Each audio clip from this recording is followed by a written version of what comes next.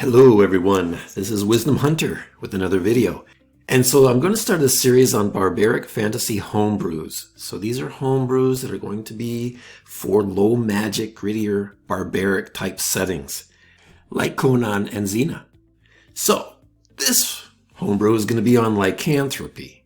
We're going to find out that Lycanthropy actually works better in these grittier styles of D&D. For example, the remove curse in D&D actually just takes away Lycanthropy and it's gone. That's really no fun because it takes that joy out of role-playing the experience of the disease. And so another thing though is Lycanthropy is actually used for Druid wild shape. It shows the process by which Druids control and master Lycanthropy to create their wild shape. So as we go through these homebrew rules, you'll see how Druids will be able to do that. Okay, so these are going to be the topics. We're going to start out with what is Lycanthropy, and then it's going to be talking about contracting the disease. And then once you contract the disease, you start to transform into the hybrid beast.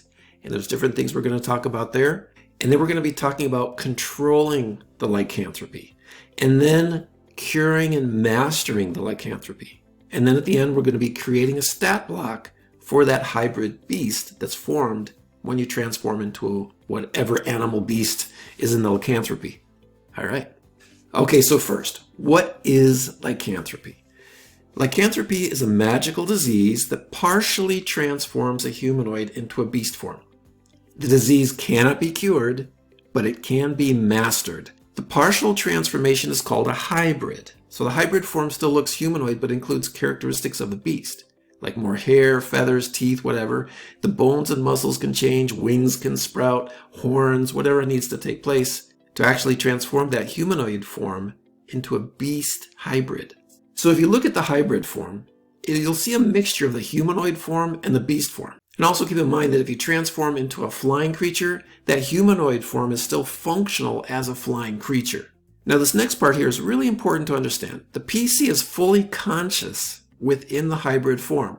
Like if you look at D&D now, sometimes the character loses complete control of their own being and they don't remember anything that happened while they were in that beast form. Well, this, because it's a hybrid form, the PC is fully conscious. It's just a humanoid with that consciousness transforming into partial beast form. So the PC knows who its friends and enemies are. It knows its own name and who it is, right? So it understands the current situation that it's in. It knows that its body has changed. However, the beast consciousness is also present and has its own instinctual power, which is trying to influence the decision and actions of the PC. The PC has to understand that there's these urges within influencing its decisions. So some do not see Lycanthropy as a disease, but as a blessing of nature. So a PC may try to control the beast within. And controlling the beast within is a process of mastering that beast within, right? So an example of this is going to be the Druid's wild shape. It is a process to master Lycanthropy. Let's keep going on. So first, we have to contract the disease, right? Lycanthropy is contracted by being bitten or by mixing blood with a lycanthrope. Once contact is made, the PC does a Constitution saving throw versus the starting DC of the disease. And you can set that starting DC from DC 10 up to DC 20. Success avoids the disease. The next part here is that starting DC will change. You can actually change it, right? And this happens when the PC attempts to cure the disease. We'll talk about this more later. But just keep in mind that starting DC will change. Now the incubation of Lycanthropy, 1d4 plus 2 days after contracting the disease, the PC begins to experience the transformations to the hybrid beast form. Okay? So now let's talk about transforming into that hybrid beast form. So in moments of stress, there's a magical energy that begins to surge within the humanoid body. This magical urge wants to manifest the beast within. So the transformation uses either a reaction, and this is when the PC does not have mastery over Lycanthropy, or it's a bonus action, when the PC has mastery and can take a bonus action to actually transform when it wants to. So the transformation happens within 6 seconds, and the PC can use the dodge or disengage action while it's transforming. And the PC will get 1 level of exhaustion when it returns to its humanoid form. Okay, so what are the triggers for transformation? There are certain events and situations that bring out the beast within. When there's danger, when there's strong emotions, when there's deep hunger, when there's survival situations, strong moments of feeling nature beyond civilization. You begin to return back to nature, and that beast begins to feel like this is home and wants to come out and play and live. And also you have the full moon. So there are triggers which will form this transformation. So once you meet up with one of these triggers, how do you actually transform? So you're going to have 7 levels to trigger a transformation into the hybrid beast form. And these are 7 levels of intensity in the moment. So you look at the moment that you're in, and you have to rate it as a GM. What level of intensity does that moment have to actually transform the humanoid into a hybrid beast form? You start out with level 0. There's no danger or emotional stress. Everything's completely calm. And then you get up to level 1 where there's a slight stress where you begin to hear noises off in the distance, right? And you think, okay, this beast is aware of something that might want to bring it out. So then you go up to level 2, you have this mild stress. Maybe this is at the start of combat. And then you get up to level 3, moderate stress. You're actually taking damage now in combat. This is getting a little serious. Level 4, strong stress. You're below half hit points, allies are being hurt, and you're feeling this really strong need to survive. Then you go up to heavy stress. You're on very low hit points. This is getting too serious. And then extreme stress, where everything seems lost. You have to fight or die, and that beast wants to come out. So what do you do with these levels of stress? The player rolls a 1d6 to determine if a transformation takes place in that moment. So you have to use these levels of intensity. So for example, if the level of intensity is 1, the PC must roll a 1 for the transformation to take place. If the level of intensity is 3, the PC must roll a 1, 2, or 3 to make that transformation take place. Any result over the level of intensity avoids the transformation. So the intensity must increase to roll again. So it's very simple. You set a level of intensity for the moment and then roll a 1d6 to see if that transformation takes place. So when we play with this, it's actually fun to see when that transformation takes place. A lot of times it doesn't. Sometimes it happens very early at a low level of stress. Okay, so once you transform, how long are you going to be in that hybrid beast form?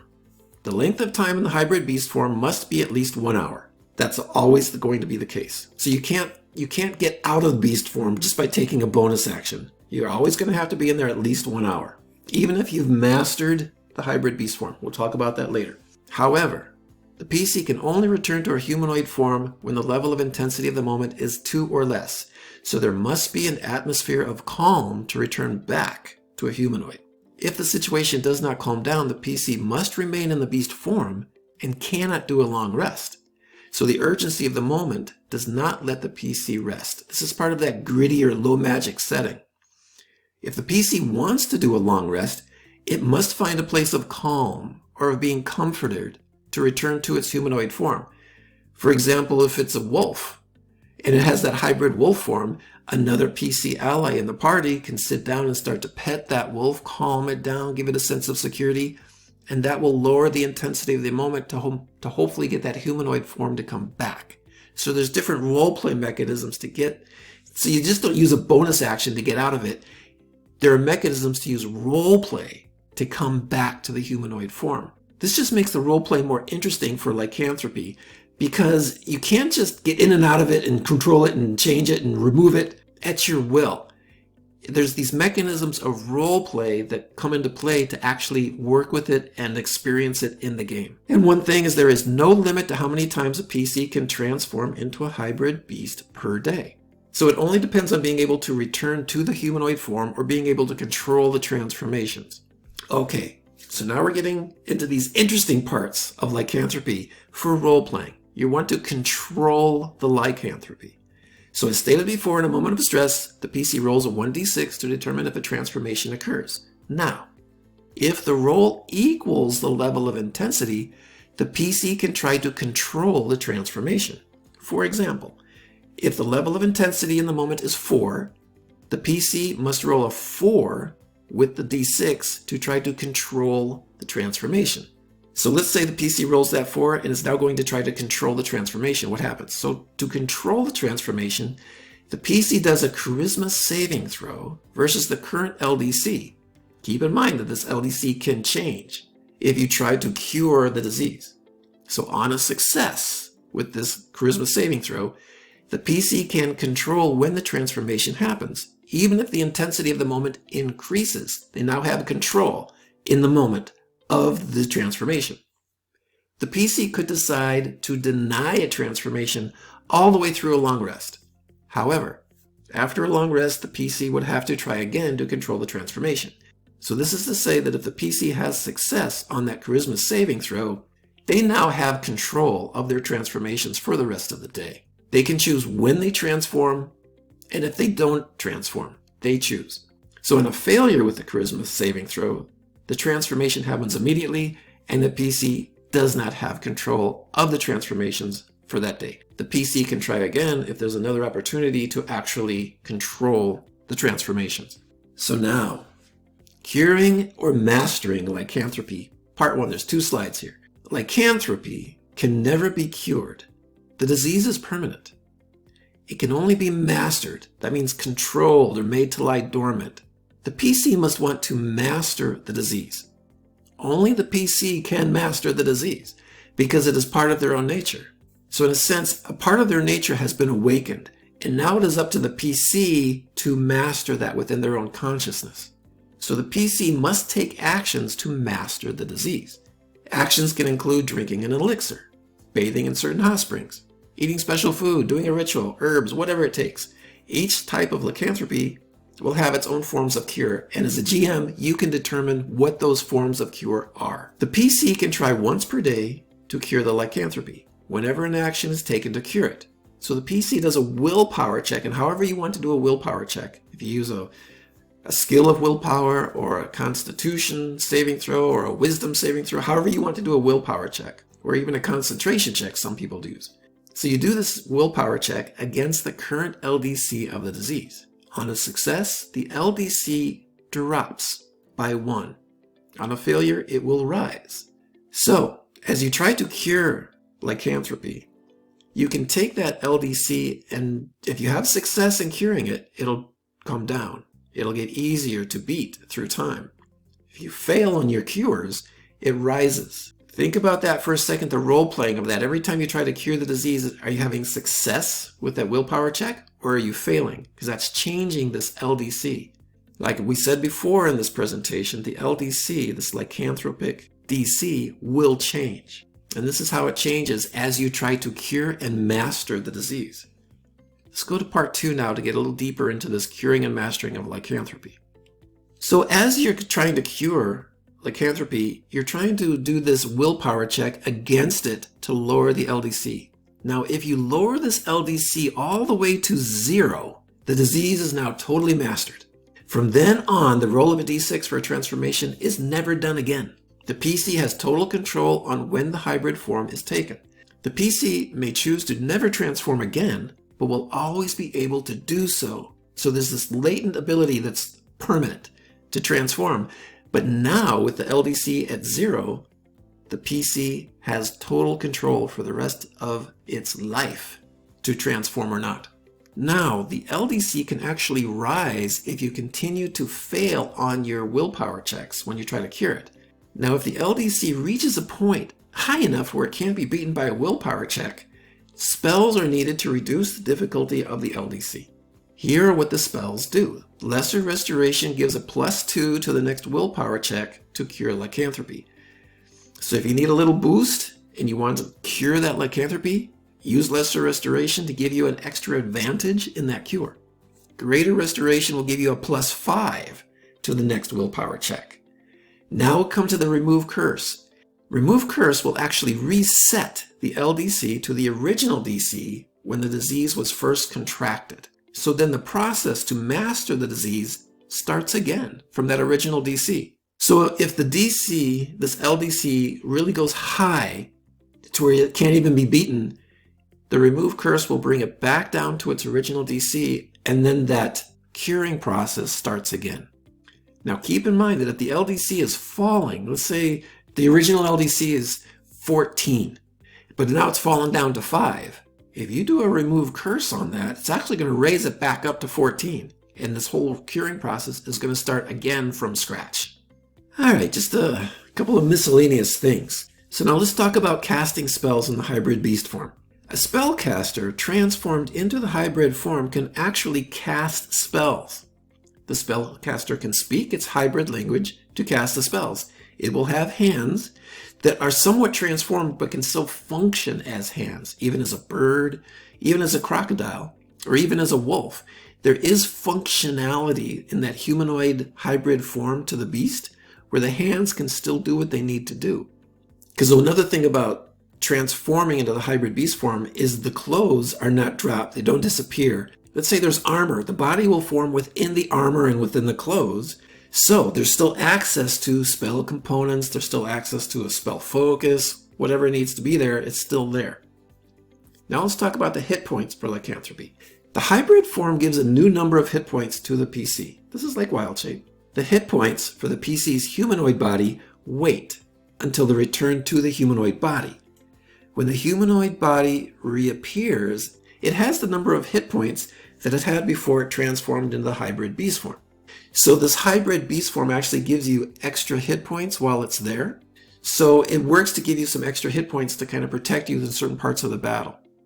Now, if the hybrid form goes to 0 hit points, the PC goes unconscious and returns to its humanoid form within 6 seconds.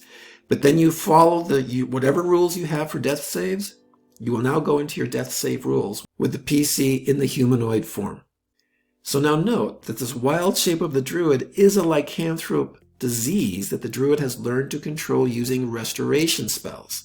The hit points of wild shape work the same way as these rules for lycanthropy. So this is what's being used now in this low magic setting of barbaric fantasy.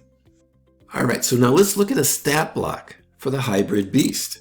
So the PC stat block is replaced by a stat block for the hybrid beast. So the PC retains their alignment, their personality, their scores for intelligence, wisdom, and charisma. The PC retains their skill and saving throw proficiencies. The hybrid form has the same proficiency bonus as the humanoid. The hybrid retains any features from the class and can use them if the new form is physically capable of doing so. So now, the stat block is a blend of the PC's own stat block, the Beastmaster in Tasha's Cauldron of Everything, and Van Richten's Treatise on Lycanthropy. So this is what I put together for this homebrew for the stat block for a hybrid beast form.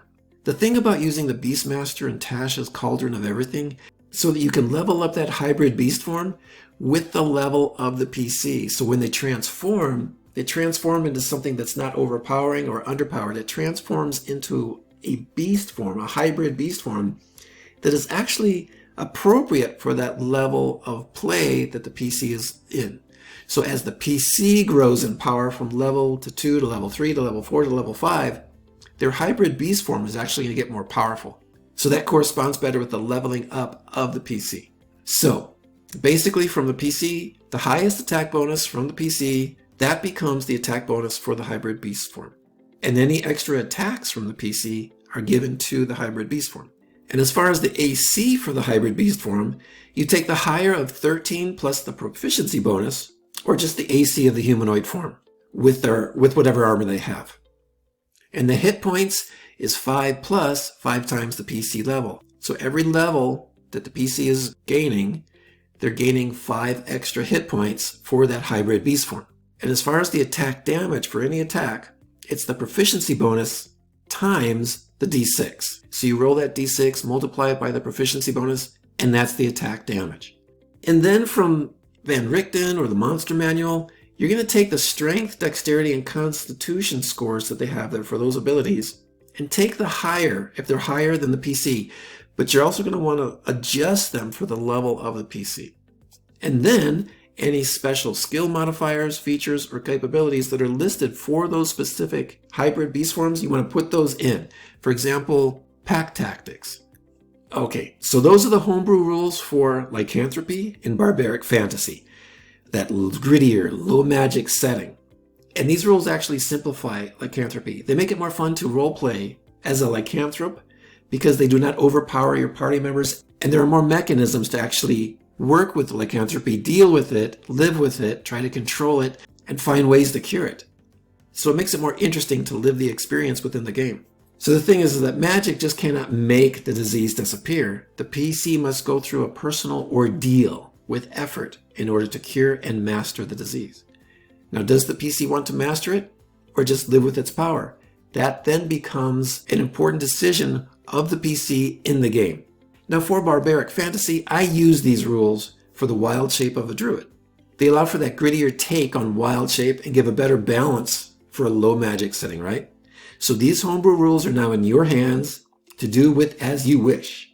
So remember, whoever has the most fun wins the game. Enjoy lycanthropy.